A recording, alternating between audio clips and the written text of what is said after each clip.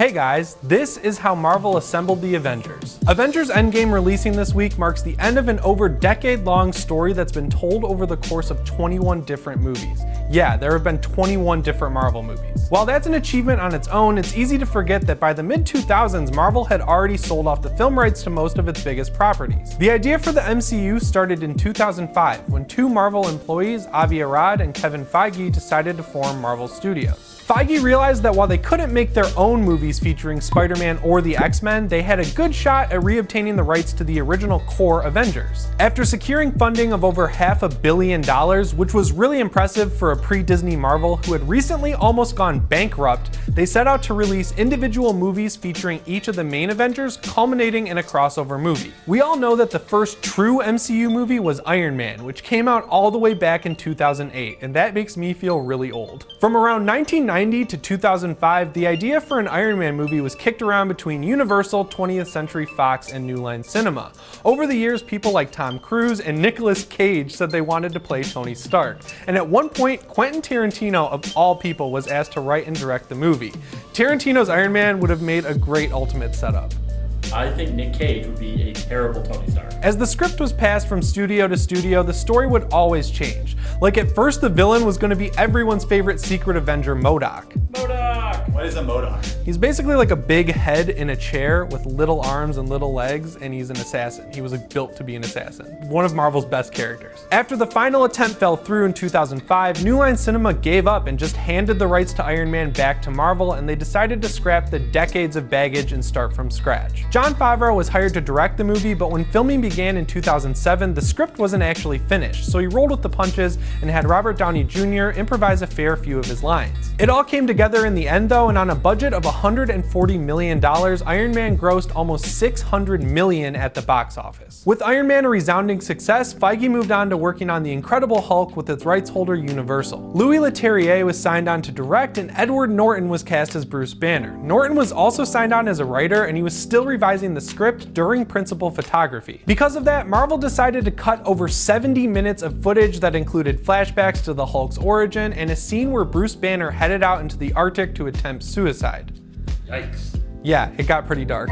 Surprisingly, The Incredible Hulk didn't fare nearly as well as Iron Man in the box office. On a budget of $150 million, it barely managed to break even. Is that why we never got a Planet Hulk? Yeah, but at least we got Thor Ragnarok.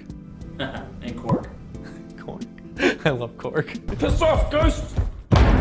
Thankfully, Marvel had an easier time getting back the rights to characters like Thor, Captain America, Black Widow, and Hawkeye, so after a few more standalone movies, the Avengers finally assembled in 2012, and they grossed over $1.5 billion in the process. That's a lot of money.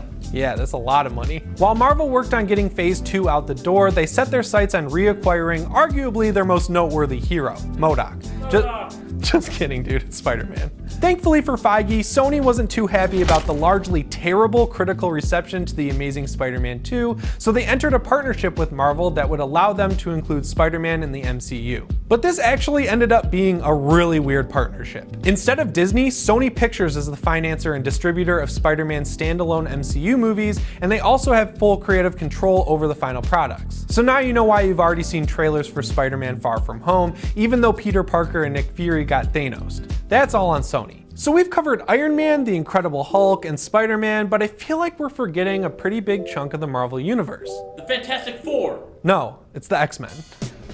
20th Century Fox has owned the rights since 1984, and they've made 11 films since then that have ranged from terrible with X-Men The Last Stand to incredible with Logan and Deadpool. Even though the deal between Marvel and Fox was binding to the point that MCU characters couldn't even say the word mutant, there was still some gray areas that everyone benefited from. For example, both companies were allowed to use Quicksilver, which is why you saw him in both cinematic universes. The two companies even traded characters a few years back. Guardians of the Galaxy Volume 3 director James Gunn wanted to use Ego the Living Planet, who was a Fantastic Four character, and the writers of Deadpool wanted to use Negasonic Teenage Warhead. So they shook hands and made a swap playground style. Like, just traded like cards? Yeah, like Pokemon cards. Oh, that's nice. Or Yu-Gi-Oh! Ooh. Or Magic the Gathering. Yeah, or Magic the Gathering. To get the X-Men back, Marvel raided Scrooge McDuck's vault and straight up bought 20th Century Fox. And with that, one question remains. When will the X-Men join the MCU? According to Kevin Feige, at least 5 years. While you're waiting for that though, why don't you binge the entire This Is cinematic universe, starting with how Star Wars saved Lego? Make sure to subscribe and ring the notification bell so you don't miss anything. If you don't, Matt will have to watch Fan4stick instead of Endgame. What? Yeah. Josh Trank coming for you.